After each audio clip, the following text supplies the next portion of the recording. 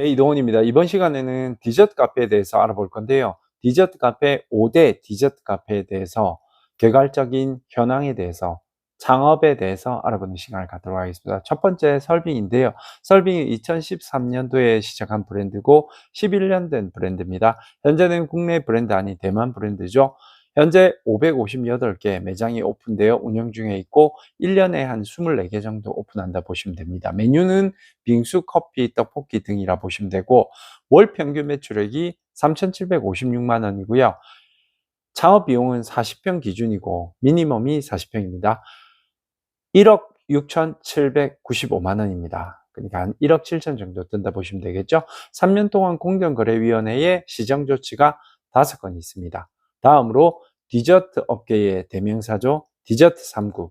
디저트 3구는 현재 407개 매장 수를 가지고 있고 월 평균 매출이 3,123만 원입니다. 창업 비용은 1억 3,704만 원이고요. 가장 작은 매장 평수, 미니멈 매장 평수가 40평입니다. 그리고 15년 8월에 시작했고요. 공정거래위원회의 시정 조치는 한 건, 3년 동안 한 건 받았다 보시면 됩니다. 메뉴로는 커피, 음료, 디저트가 있습니다. 다음으로 공차인데요. 공차는 대만의 작은 가게에서 시작한 티 브랜드인데 현재 848개 매장이 오픈되어 운영 중에 있고 사업은 2011년부터 시작했습니다. 주 메뉴로는 밀크티, 스무디, 티, 커피가 있고 월 평균 매출은 2,492만 원입니다. 창업 비용은 미니멈 40평, 인테리어 40평 기준 1억 5,080만 원이라 보시면 되고요. 3년 동안 공정거래위원회의 법 위반 시정 조치는 없습니다. 그리고 다음으로 베스킨라빈스인데 베스킨라빈스 같은 경우에는 현재 우리나라 매장이 1,671개가 오픈되어 운영 중에 있고 월 평균 매출은 5,162만 원입니다. 창업 비용은 미니멈이 40평이고요. 3억 4,017만 원입니다. 굉장히 많이 들죠. 그리고 3년 동안 공정거래위원회 시정조치 법 위반 사실은 22건이 있습니다. 마지막으로 코리안 디저트 카페 빙수 브랜드 빙수당인데요. 빙수당은 메뉴가 커피, 음료, 빙수, 마카롱, 크러플, 타코야키 등 제빵류가 준비되어 있고 창업 비용은 10평 기준으로 5,200만 원입니다. 현재 창업을 하시면 보증금, 물리보증금 500만 원, 가맹비 500만 원, SNS 마케팅 지원 100만 원, 총 1,100만 원의 혜택이 있다고 하고요. 면제되는 거죠. 그리고 빙수당은 2020년 10월에 직영점 4개 매장을 시작으로 2년 6개월간 시행착오를 겪어서 나온 브랜드고요. 가맹사업은 지금 한 지가 석 달 됐습니다. 석 달 됐는데 지금 4개 매장이 오픈 혹은 오픈 준비를 하고 있죠. 월 평균 매출은 2,500만 원이라 보시면 되고요. 네이버의 자회사인 마이푸차에서 2달간 디저트 부문 창업 건수, 창업 상담 건수 56건으로 1위에 랭크되어 있습니다. 디저트 창업 부분에서는 굉장히 관심을 많이 받고 있는 브랜드죠. 3년 동안 공정거래위원회의 시정 조치는 단 한 건도 없습니다. 많은 분들이 카페 창업을 원하시는데요. 카페 창업은 굉장히 위험합니다. 특히 유인 카페 같은 경우에는 제가 유인 카페 사업을 하고 있지만 2년 전부터 전화 오시면 유인 창업은 제가 권하지 않고 있습니다. 왜냐하면 무인 카페 같은 경우에는 간판 CCTV, 에어컨, 인테리어를 내가 해도 되고 그리고 내가 건물을 가지고 있거나 혹은 임대료가 작은 가게를 내가 구할 수 있다면 기계만 사서 인건비가 안 들어가지 않습니까? 점주님이 직접 20분 정도 하면 되기 때문에 그래서 고정 비용이 적게 들어가서 주위에 저가 커피만 있지 않다면 개인 커피만 있다면 살아남을 수 있습니다. 근데 개인 카페들은 커피 단가를 2,500원, 3,000원 밑으로 책정하기가 힘듭니다. 왜냐하면 내 혼자 운영하기 때문에 재료비, 구입하는 재료비도 비쌀 뿐더러 본인이 또 뼈와 살을 갈아내서 하기 때문에 인건비도 좀 나와야 되고 그리고 내가 없을 때 또 알바를 써야 되지 않습니까? 그래서 인건비 이런 거 다 생각하면요. 개인 카페는 경쟁력이 없습니다. 그래서 많은 분들이 디저트 카페에 관심을 많이 가지시는데요. 디저트 카페도 커피, 음료, 제빵류, 마카롱 이런 걸로는 승부하기 힘듭니다.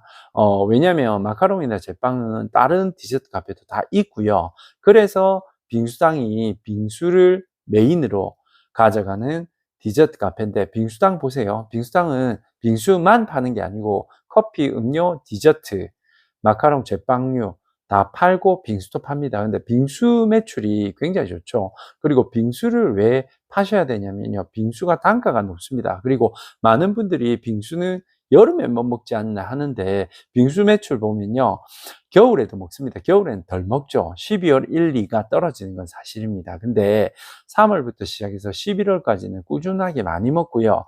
많이 먹을 때는 지금 요즘 기준으로는 평일에 100에서 110, 주말에는 170, 180 정도 매출이 나옵니다. 근데 냉면, 밀면하고는 다릅니다. 냉면, 밀면은 여름에 많이 먹고 겨울에는 아예 안 먹죠. 근데 빙수 같은 경우에는 아닙니다. 베스킨라빈스 매출을 봐도 알 수 있듯이, 설빙 매출을 봐도 알 수 있듯이 겨울에도 매출이 일어납니다. 근데 단 여름에 비하면 덜 먹는 건 맞죠.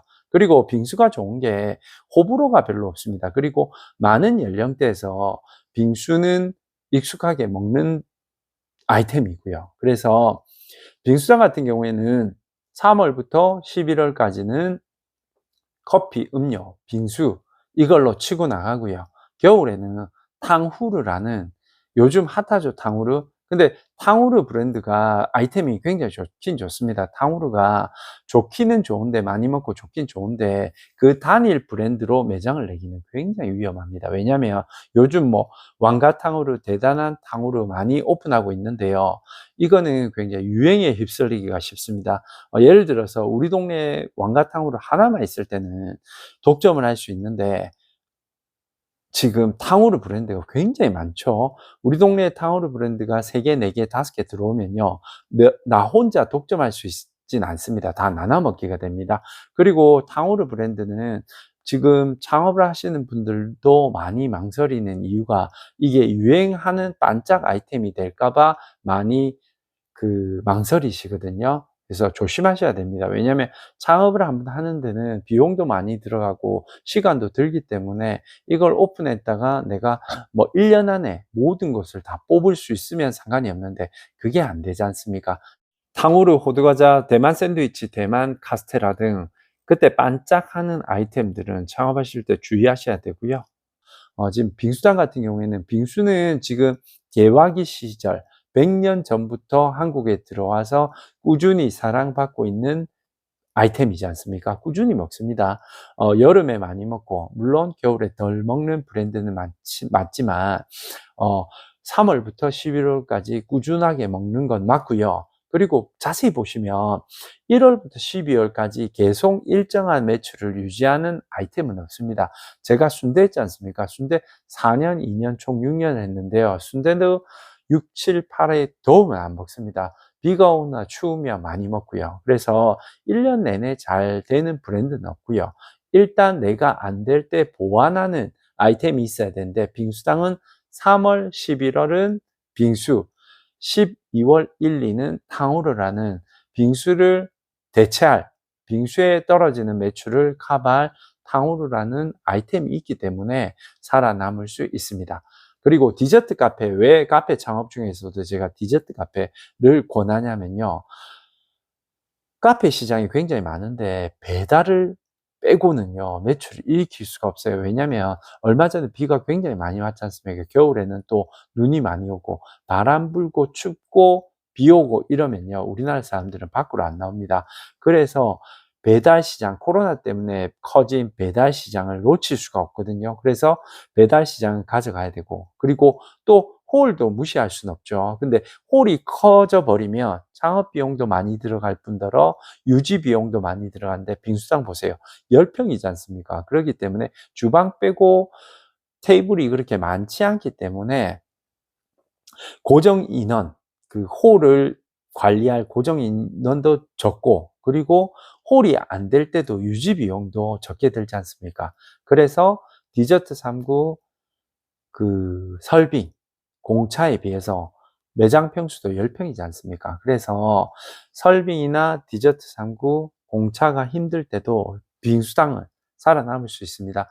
코로나 때 설빙이 왜 메뉴를 떡볶이, 볶음밥, 스파게티 이런 것들을 추가했겠습니까? 버티기 힘들다는 거거든요. 그래서 디저트 카페 창업을 하실 때도 절대 그 인테리어 평수가 미니멈 뭐 40평 이런 거 하시면 안 됩니다. 버티기 굉장히 힘듭니다. 평수가 크기 때문에 월세도 크고 또 그 넓은 매장을 커버하려면 인건비, 인원도 많이 필요하기 때문에 고정비용, 인건비, 월세가 큰 아이템들은 하시면 안 되고요.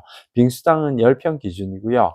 평일에 2명, 주말에 3명이면 100만 원에서 170만 원, 180만 원까지 충분히 커버가 가능합니다. 제 영상 보시고 빙수 만드는 과정들도 좀 보시고요. 그 다음에 빙수당 매장들도 구경하시고 직접 또 부산, 마산, 창원에 KTX 타고 오시면 제가 역으로 마중 나갈 테니까 제 차 타시고 빙수 매장들 투어하시면서 빙수 한번 드시는 또 빙수 투어도 한번 해보시고요. 창업에 관심이 있으신 분들은 제목에 있는 번호로 전화주시면 제가 친절 상담해 드리겠습니다. 저는 이동원이었습니다.